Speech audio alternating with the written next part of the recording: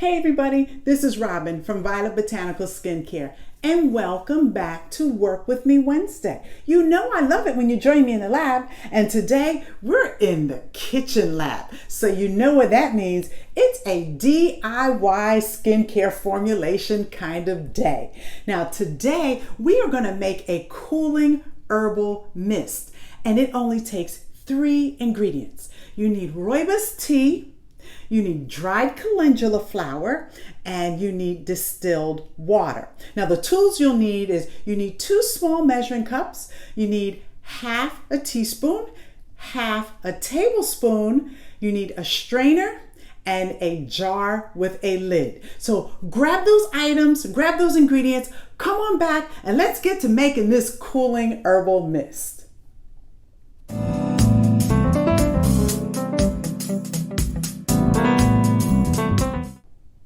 Okay, so now that you have your ingredients, let's start making this cooling herbal mist. So first you want to take a half tablespoon of rooibos tea. Now I have green rooibos, but you can use red rooibos, and you can also use a tea bag and open up a tea bag. I just have the loose dried rooibos. And the reason why I love this rooibos tea is because it's rich in antioxidants. It helps fight skin cell damaging free radicals. It has quercetin, which helps heal and soothe the skin. It has flavonoids, which encourages your body to destroy unwanted pathogens. And it also decreases facial eruptions that's related to acne. Now, this rooibos tea I get from South Africa. Then we want to add your calendula flower. And this calendula flower is dried flower. It comes from Morocco. And you want to use a half a teaspoon of dried calendula flower. And so we just want to take a little bit of that, the calendula flower, and we want to add it to our jar here.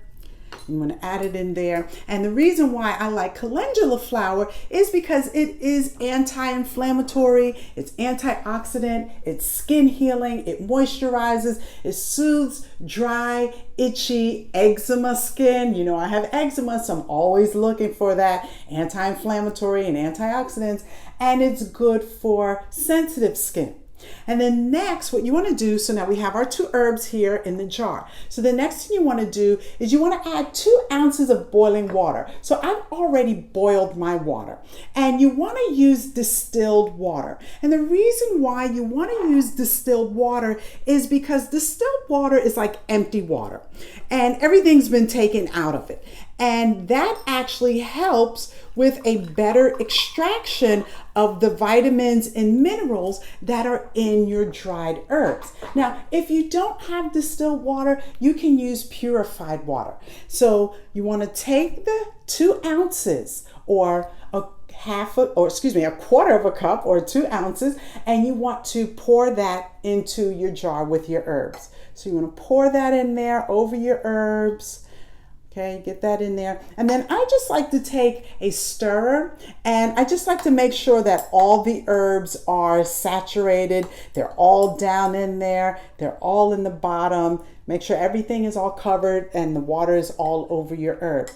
Once you do that, then you want to put a lid on it, or you can put a little saucer over it. And the reason why we want to do that is because you don't want any of that good nutrients that you're looking for from the rooibos and the calendula steeping out. So that's why you want to put a lid on it, or put some, or like a little saucer or plate on top of it. And even when you're making your tea at home, you want to do the same thing. You want to keep all those good nutrients inside. You don't want it to steep out.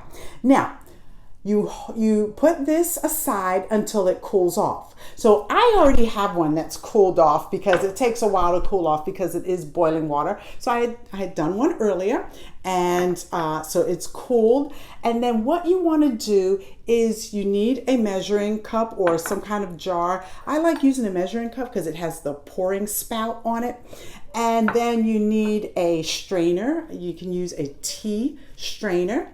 And then what you want to do is you want to strain this formulation And also, you know what's a good thing? Because rooibos is very fine.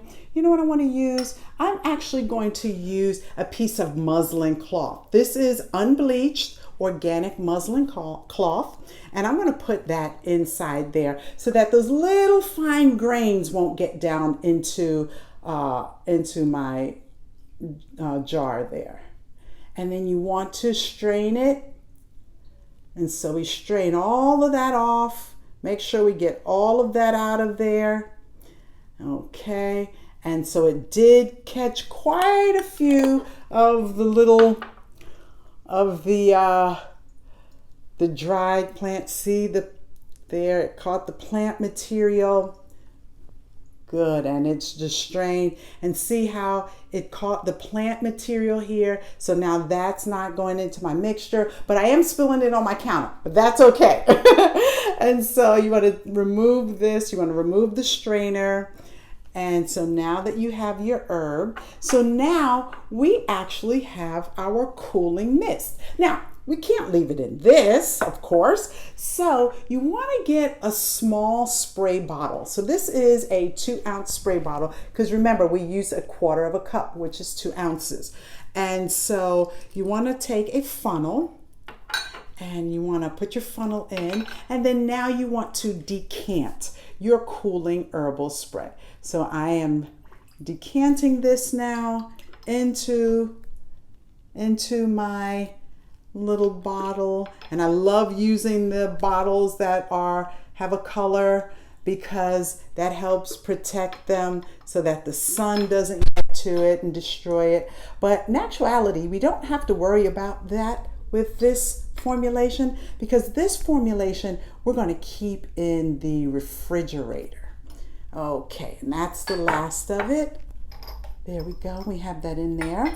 And then you want to put your lid on. It's a sprayer bottle, and because it's a mist, so you want to mist it on yourself, and it's a sprayer bottle. Now, this you want to keep in the refrigerator, because as you notice, we put 3 ingredients, and none of those ingredients called for a preservative, or none of those ingredients were not a preservative. So you want to keep this in your refrigerator. You can keep it in your refrigerator for up to a week. That's why I make it in small batches, the 2-ounce size. I make small batches, and you keep it in a refrigerator because it's a cooling mist anyway. And I don't know about where you are, but I know here in Los Angeles, it is getting pretty warm. And so this will feel really good on a nice hot day. And what you do, you take it off, and you just want to shake it a little bit, and then you mist.